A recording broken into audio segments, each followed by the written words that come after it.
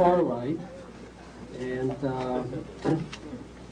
or rather the chair reserved for Mr. Michael Lerner. We could...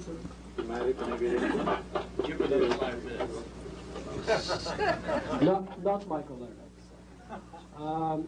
We could still wait a few minutes, hoping that he would show up, and he's always very welcome, and should he choose to show up another time, we'll make the arrangements and give him the opportunity to debate our other speaker for tonight, Rabbi Meir Kahane.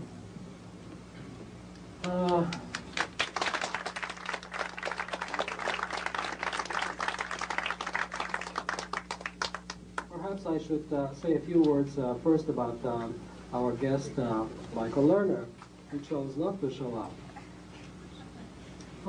and why it is important to debate Mr. Lerner. Michael Lerner comes from a political background of the far liberal SDS of the 60s, where he was an activist and earned his medals in the primarily anti-social, anti-Jewish activities in the 60s in the SDS. It is important to debate Mr. Lerner, not because of Mr. Lerner in his own right, but because of the kind of values and anti-Jewish ideas that he represents, which masquerade as authentic Jewish values, which need to be exposed and need to be debated because of the kind of damage which today they pose and the threat they pose to the Jewish community and the Jewish nation in Israel as well as in the diaspora. The primary goal that Michael Lerner today advances and the values that he represents are the PLO state, a Palestinian state, a run by PLO on what he calls the Arab land on the West Bank. His ideas are diametrically opposed to the Jewish values represented by our other guest, Rabbi Meir Kahane. To many of us, Rabbi Meir Kahane does not need introduction. We've known him for years and followed his fortunes and misfortunes. However, to those of us who need an introduction, Rabbi Kahane is the founder of JDL in the 60s. In the 70s, I believe in 71, he moved to Israel. He made Aliyah, where he founded a political party in opposition called Kach International. He became a member of the Knesset, and until 1989, he was the member of Knesset. Today, he is the leader of Kach International. But more importantly, he's the kind of leader who is able single-handedly to summarize the threat which is confronted by the Jewish nation in Israel and in the diaspora. And he's the only one who is able to formulate the kind of platform that transcends the history. It reaches back 3,000 years and projects the Jewish future, into the 1990s and the 20th century. I met Rabbi Kahane personally some 19 years ago. And without making a long speech, I followed his fortunes and misfortunes over the years. And as I read his books, once I remarked to a friend of mine, perhaps in my own political naivete, that, I'm amazed how Rabbi Kahane grew politically from his days of JDL to becoming a national leader, perhaps a worldwide leader. And then I realized that it was not Rabbi Kahane who grew politically. Rabbi Kahane was always a Kahane. And I can guarantee you Rabbi Kahane always will be a Kahane. what I realized, what dawned on me, that it was I who matured.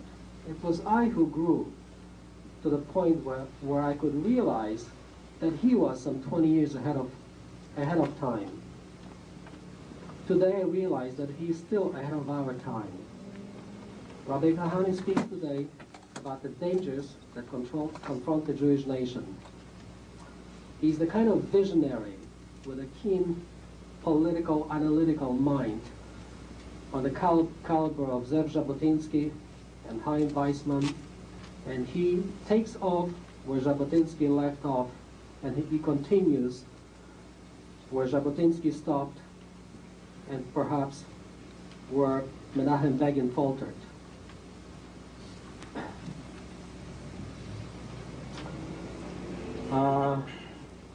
With that in mind, may I present our speakers for tonight.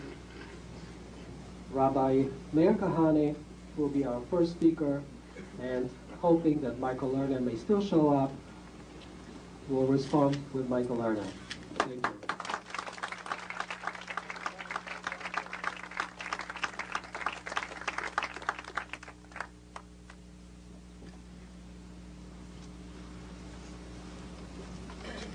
In the fall 1969 issue of Judaism magazine, published by the AJC, the American Jewish Congress,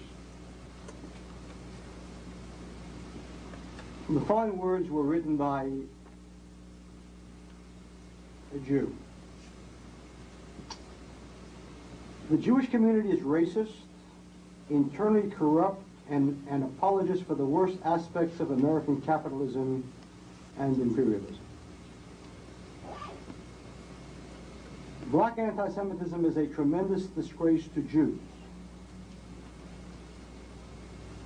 It is rooted in the concrete fact of oppression by Jews of blacks in the ghetto and earned anti-Semitism. The synagogue as currently established will have to be smashed. The author of those words is not in the room. His name is Michael Lerner. Michael Lerner is a tribute to our insane times. An era that in the words of King Solomon in the book of Proverbs, a generation pure in their eyes, yet not washed of their excrements. An insane era in which an ignoramus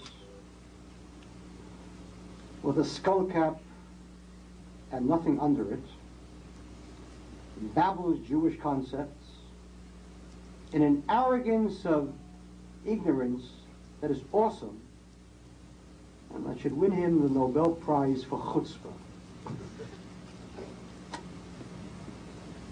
Lerner is not important in his own right. In saner times, he would have been sitting by himself in a corner. Michael Lerner is important only in the fact that he's not a person but a concept. For there are so many Michael Lerners in these insane times. Some are named Woody Allen. Woody who pecks away at Judaism. Woody Allen, the expert on the Middle East and its problems, having produced the Purple Rose of Cairo.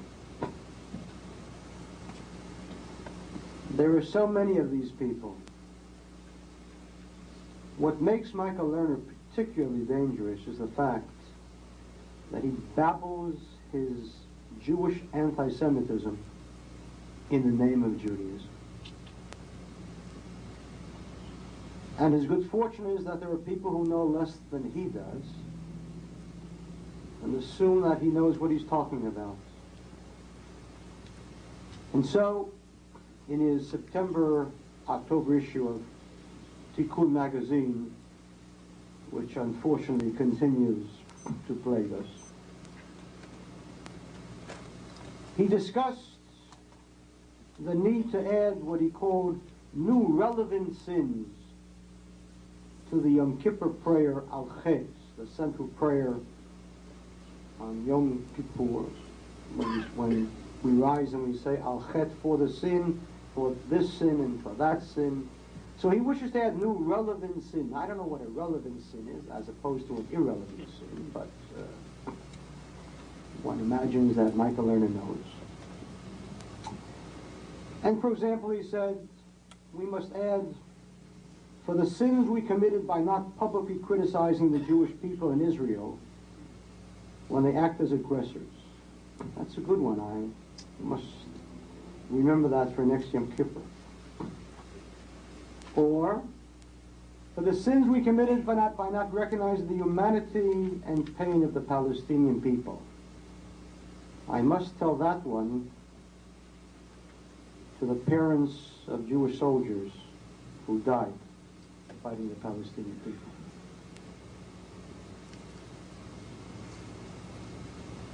That Michael Lerner is a self-hater is clear. The problem is that as he wishes to destroy himself, he also wants to take us with him. And I don't want to go. And I don't want Jews to go.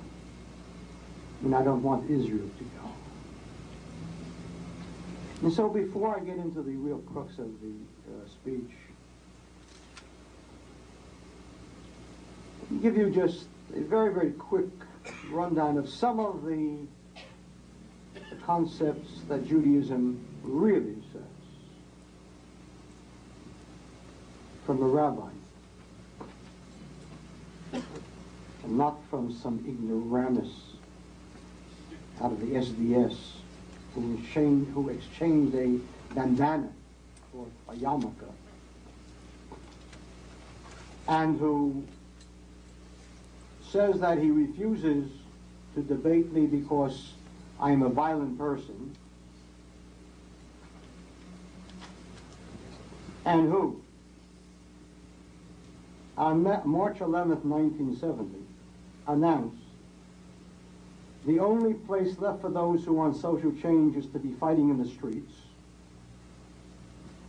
and who on March 11th, 1970 incited a mob of some 1,500 students of the Seattle Liberation Front and the Black Student Union to take over 6 buildings, the university, as they beat and attacked students and instructors who refused to participate in their call for a strike.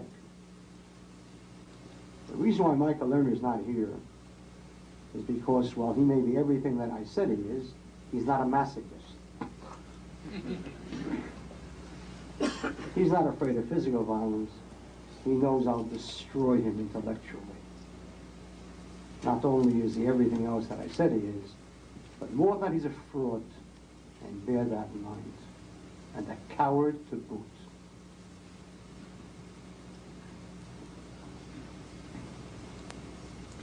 The ignoramus speaks of Jewish values. Let me read to you a Jewish value from the Midrash Tanchuma in Shoftim. Ki tetzei lemilchama al oivecha, a verse in Deuteronomy. When you shall go out in war against your enemies.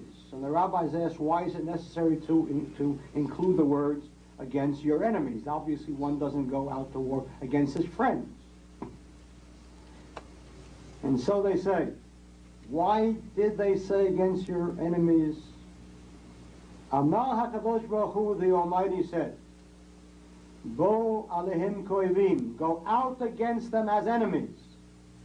Kishem shenam, merachamim alechem, just as they will not have mercy upon you, kachatem lo terachamu alehem, thus shall you not have mercy upon them. That is Judaism. That is Judaism. Eila Dvarim Zuta, again, the Midrash. On the same verse, when thou shalt go out against your enemies, the rabbis say, Imatem chomim alehem, hem yotzim lemilchama lechem. If you have pity upon them, they will go to war against you. Mashal. An example.